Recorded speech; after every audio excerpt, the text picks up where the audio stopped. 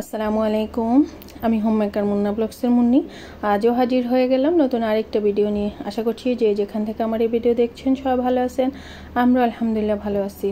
আজকের ভিডিওটা শুরু করে দিয়েছি গতকাল সন্ধ্যা থেকে। তো ফ্রেঞ্চ ফ্রাই বানাবো। তো দুপুরবেলায় আলুটাকে হালকা লবণ দিয়ে একটু সেদ্ধ করে নিয়েছি, একেবারেই হালকা সেদ্ধ করে নিয়েছি। তারপর ঠান্ডা করে লবণ, মরিচের গুঁড়া আর কর্নফ্লাওয়ার মাখিয়ে ফ্রিজে রেখে দিয়েছিলাম, নর্মাল ফ্রিজে। তো রেখে দেওয়ার পর সন্ধ্যায় চলে আসলাম রান্নাঘরে, কড়াইয়ে তেল দিয়ে দিলাম। আর সেই তেলটা একটু গরম হয়ে যাওয়ার পর আমি দিয়ে দেব আলুগুলো, কেটে রাখা বা সেদ্ধ করা সেই মশলা মাখানো আলুটা দিয়ে দেব। তো এগুলো কীভাবে কেটেছি তা তো দেখতেই পেলেন, মানে কেমন সাইজের করে কেটে নিয়েছি। তো এই আলুগুলো একটু বড় আলু, এজন্য লম্বা লম্বা হয়েছে ফ্রেঞ্চ ফ্রাইগুলো। তো এই তো আমি গরম তেলে দিয়ে দিচ্ছি ফ্রেঞ্চ ফ্রাইগুলো, তারপরে আমি ভেজে নেব। তো আমি আজকে অনেকগুলো যেহেতু আমি দুইবারে দিয়ে তারপরে ভেজে নেব, আর দুইবার করে ভাজবো। একটা মানে 80% ভাজা হয়ে যাওয়ার পর আমি তুলে রাখবো, তারপরে একটু ঠান্ডা হয়ে গেলে আবার ভেজে নেব। তো এইভাবে ভেজে নিলে হয় কি, খুব মুচমুচে হয় আর ভিতরে একটু জুসি ভাব থাকে, খেতেও অসাধারণ হয়। আপনারাও এইভাবে ট্রাই করতে পারেন। আর যদি সময় স্বল্প থাকে বা সময়ের সাথে না কুলানো যায় তাহলে একবারে ভেজে নেওয়া যেতে পারে। তো এই যে বললাম লবণ আর মরিচের গুঁড়া সেটা মেখে নিয়েছে, তাতে হয় কি একটু নোনতা আর একটু ঝাল তো মানে স্বাদ লাগে আর কি। তো খেতে খুব মজা হয়, আর আমরা তো খুব মজা করে খেয়ে নিয়েছিলাম। তো যদিও এই গরমে ভাজা পোড়াটা খেতে বা তৈরি করতে খুবই কষ্টদায়ক, কিন্তু ছেলের আবদারে কিন্তু আমি অবশ্যই এটা করেছি। যেহেতু মেয়ে বেড়াতে গিয়েছে নানুর সাথে ঢাকায়, তো ছেলে তো বাসায় একা, তো ওর কাছে আসলে বোরিংই লাগতেছে। যদিও টম আর জেরি যেমন একজন আরেকজনের পিছু লেগে থাকে, আমার বাচ্চা দুটো কিন্তু ঠিক তেমনই। তার জন্যই ওর মন মানে টিকতেছে না, মানে বোন কি করতেছে না করতেছে, ঘুরতে যাইতেছে বা কী খাবার খাইতেছে সবগুলো আমাকে আবার দেখে বলে, আবার বলে দেখো কেমন করতেছে। কারণ সব প্রতিনিয়তই তোর মামারা ছবি পাঠায়, তার জন্য আর ভিডিও কলেও কথা হয়, তার জন্য তো ভাবলাম যে ছেলে যেহেতু ফ্রেঞ্চ ফ্রাই খেতে চেয়েছে, তার জন্য একটু বানিয়ে দিই, যতই কষ্ট হোক না কেন। তো দিয়ে চুলার উপরে দিয়ে অবশ্য রান্নাঘর থেকে বের হয়ে আসছি, ফাঁকে কি একটু নেড়ে ছেড়ে দিয়েছিলাম। আর এগুলো বানানোর পরে এই যে দেখাচ্ছি, হয়তো বা সাউন্ড আপনাদেরকে এই মুহূর্তে শোনাতে পারলাম না, খুব মুচমুচে হয়েছে কিন্তু, আর অসাধারণ হয়েছিল খেতে। তারপরে তো পরের দিন দুপুরে বান্নার জন্য রান্না করে চলে আসলাম। আর এখানে এই যে চিংড়ির মাথাগুলো দেখে দিলাম, আর এখানে গাজর আর আলু কিউব করে কেটে নিয়েছি, আর হচ্ছে করলা কেটে নিয়েছি। তারপরে চিংড়ি যে মাছগুলো সেটা খোসা ছাড়িয়ে এভাবে টুকরো করে নিয়েছি। পেঁয়াজকে কিউব করে কেটে তারপরে স্লাইস করে, মানে পার্টগুলি খুলে নিয়েছি আর কি, স্লাইস না পার্টগুলো খুলে নিয়েছি। এদিকে টমেটো কিউব করে নিয়েছি, পেঁয়াজ, কাঁচামরিচ সব কিছু আমি রেডি করে নিচ্ছি যা রান্না করব, আর যা আবার সন্ধ্যার জন্য তৈরি করে নেব আর কি। তো সেটাই কেটে নিলাম, তারপরে এক করে রান্নাগুলো করে নিচ্ছি।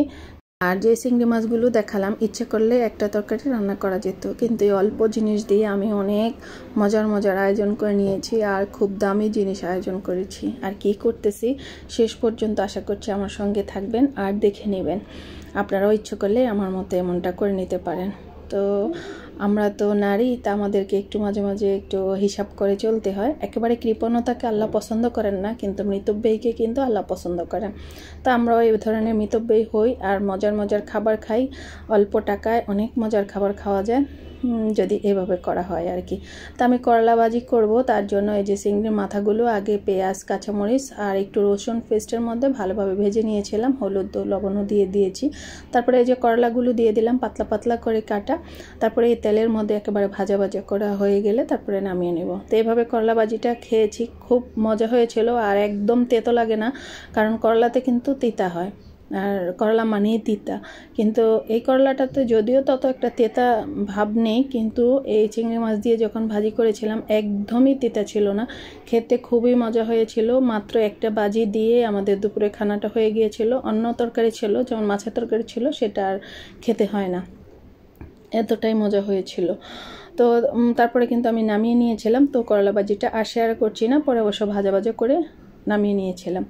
তারপরে চলে আসলাম আরেকটা রান্না করব। তো এই যে দেখতে পেলেন আমি কিন্তু তেলের মধ্যে একটু রসুন পেস্ট দিয়ে চিংড়ি মাছগুলো যে ছোট টুকরো করে কেটে নিয়েছিলাম সেটা একটু ভেজে নিচ্ছি। তারপরে এই যে লবণ দিয়ে তারপরে মানে যে খোসা মানে কি বলে পার্ট ছাড়ানো যে পেঁয়াজটা রেখেছিলাম সেটা দিয়ে দিলাম। তারপরে দিয়ে দিচ্ছি হচ্ছে গাজর কুচি। তো এই গাজরটা অবশ্য কুচি করে কাটা। তারপরে একটু অরিগানো দিলাম, একটু ভ্যাসিল দিলাম, দিয়ে ভালোভাবে একটু রান্না করে নিচ্ছি।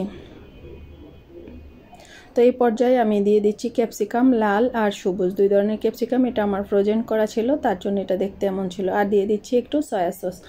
আর কি বলুন তো, এবার কি বানাচ্ছি এটা বুঝতে তো নিশ্চয়ই পারতেছেন না, তো বলেই দিই। আর যারা বুঝতে পেরেছেন তারা তো পেরেছেনই, তাদেরকে অসংখ্য ধন্যবাদ।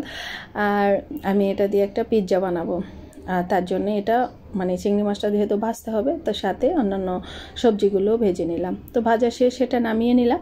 আর এবার হচ্ছে গিয়ে আমি আরেকটা রান্না করব। তো দিয়ে দিলাম আমি পানি, পর্যাপ্ত পরিমাণে পানি, তারপরে একটু লবণ আর হচ্ছে গিয়ে সয়াবিন তেল দিলাম, সেটা ফুটে উঠতে থাক। আর এদিকে আপনাদেরকে দেখাচ্ছি পিৎজা বানাতে যেহেতু মোজারেলা চিজ লাগবে, তো চিজটা আমি নামিয়ে নিলাম। এটা খান সাহেব এনেছিল, তো অনেক দিন যাবত এটা ফ্রিজে, এটা আসলে ব্যবহার করা হচ্ছে না, তাই ভাবলাম আজকেই করে নিই আর চিংড়ি দিয়েই করে নেব। তো এই তো পিৎজার ডোটাও আমি রেডি করে নিয়েছিলাম আগেই, কারণ সকালবেলা আমরা নান পরোটা খেয়েছিলাম, সেখান থেকে এই ডোটা এতটুকু ডো রেখে দিয়েছিলাম। তো ভাবলাম একটু প্যানের মধ্যে, হালকা ফ্রাই প্যানের মধ্যে একটু সেকে নেই, কারণ খান সাহেব একটু ক্রিস্পি খেতে পছন্দ করেন তার জন্য। আর আমার যেহেতু মাইক্রোওয়েভ ওভেন, আর সেটাতে অত ক্রিস্পি ভাব হয় না। তার ওই দিকেও যে পানিটা দিয়ে দিয়েছিলাম লবণ আর সয়াবিন তেল দিয়ে, সেটাতে আমি পাস্তা রান্না করব, তাই পাস্তাগুলো সেদ্ধ বসিয়ে দিয়েছি। আর এদিকে আমি যে পিৎজার যে ডোটা, সেটা তো দেখতেই পেলেন, রুটি করে তারপরে কাঁটা চামচ দিয়ে একটু ছিদ্র করে নিয়েছি, তারপরে একটু প্যানের মধ্যে হালকা সেঁকে নিয়েছি এপিট ওপিট করে। তারপরে দিয়ে দিয়েছি সেই ডোটার উপরে বা রুটিটার উপরে হচ্ছে গিয়ে চিলি সস। তো চিলি সস অল্প ছিল, তারপরে টমেটো কেচাপ দিয়েছি আর অরিগানো ব্যাসিল দিয়ে আমি ব্রাশ করে দিলাম আর কি, হাত দিয়ে, যদিও এটা আমার হাতটা ব্রাশ না, হাত দিয়ে মেখে দিয়েছি। তারপরে যখন আমি ওই যে চিংড়ি মাছ আর সবজিটা আমি ভেজেছিলাম, তখন কিন্তু কাঁচামরিচ দিতে ভুলে গিয়েছিলাম, তাই কিছু কাঁচামরিচ কুচি দিয়ে দিলাম। আর যে টপিংটা রেডি করে রেখে দিয়েছিলাম সেটাও দিয়ে দিচ্ছি। আর দিয়ে দিচ্ছি পাতলা করে কাটা কয়েক স্লাইস টমেটো, আর দিয়ে দেব ক্যাপসিকাম যে লাল আর সবুজ কেটেছিলাম, সেটা একটু লম্বা লম্বিভাবে কেটে নিয়েছি। যদিও এটা আমার ফ্রোজেন করা, তার জন্য অত একটা সুন্দর হয় না, একটু চুপসে গিয়েছে, কারণ ডিপের জিনিস নামিয়ে নিলে একটু চুপসে যায়। তো তারপরেও দিয়ে দিলাম, আমরাই তো খাবো, আর দেখতে হয়তো বা একটু সৌন্দর্য দেখার জন্য একটু দিয়ে দিলাম আর কি। তারপরে উপর থেকে দিয়ে দিচ্ছি গ্রেট করা চিজ। তো দেওয়ার পরে মনে হলো যেন আরেকটু দিলে ভালো হবে, তারপরে আরেকটু উপর থেকে গ্রেট করে দিয়ে দিয়েছিলাম। তারপরে এটাকে ওভেনটাকে ফ্রি হিট করে নিয়েছিলাম, কারণ আমার ওভেনটা হচ্ছে মাইক্রোওয়েভ ওভেন, আমার ইলেকট্রিক ওভেন নেই। যদিও আজকে খান সাহেবকে বলেছিলাম একটা ইলেকট্রিক ওভেন কিনে দেওয়ার জন্য, কিন্তু বলেছে এই বাসায় যতদিন থাকবে আর কোনো জিনিস তোমাকে কিনে দেওয়া হবে না, কারণ একটু সমস্যা আছে। কারণ এই বাসায় কোনো কিছু হলে আমাদের বাড়ির আন্টি কিন্তু পছন্দ করেন না বাড়তি জিনিস কারো বাসায়। যেমন আমি ওই দিন যে সেলফটা এনেছি রান্নাঘরের জন্য, ওটাতে উনি অনেক কথা বলেছেন। তো যাই হোক, ওনার বাসায় থাকতেছি কেন উনি বলতেছে ঠিক জানি না, কারণ থাকবো আমরা, যদিও ঘর ডিপাডিপি হয়ে যায় সেটা আমাদের সমস্যা, কিন্তু ওনার সমস্যা কেন হচ্ছে ঠিক বুঝতে পারতেছি না। তো তাই যাই হোক, আমি কিন্তু ওভেনের মধ্যে পিৎজাটা দিয়ে দিয়েছিলাম, তারপরে সেটা তো হয়েও গিয়েছিল, সেটার অংশ আর আমি আপনাদের সাথে শেয়ার করি নাই। তারপরে চলে আসছি পাস্তাটা রান্না করার জন্য। তো আমি এখানে 2 ধরনের পাস্তা দিয়ে দিয়েছিলাম, সেদ্ধ করে নিয়েছিলাম, সেটা তো আগেই দেখতে পেয়েছিলেন।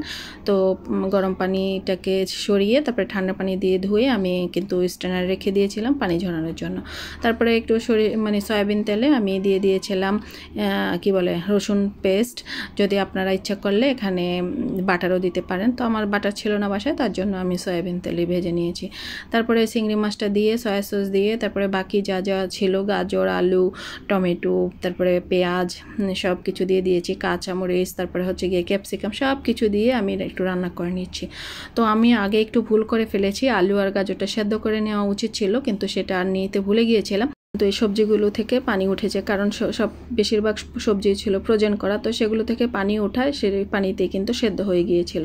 তো 1 প্যাকেট নুডলসের মশলা দিয়ে দিলাম, যেহেতু আমার মিস্টার নুডলসের একটা প্যাকেট ছিল মশলা, সেটা দিয়ে দিয়েছি। তারপরে একটু ভালোভাবে নেড়েচেড়ে রান্না করে নিয়ে আমি কিন্তু পাস্তাগুলো দিয়ে দিয়েছিলাম। তারপরে রান্না হয়ে গেল আমার মজাদার সেই পাস্তা। দেখেন, চিংড়ি মাছগুলো, একটা তরকারি চিংড়ি মাছ দিয়ে আমি 3টা জিনিস তৈরি করে নিলাম। করলা ভাজিটাও দারুণ হয়েছিল, খুব খেতে।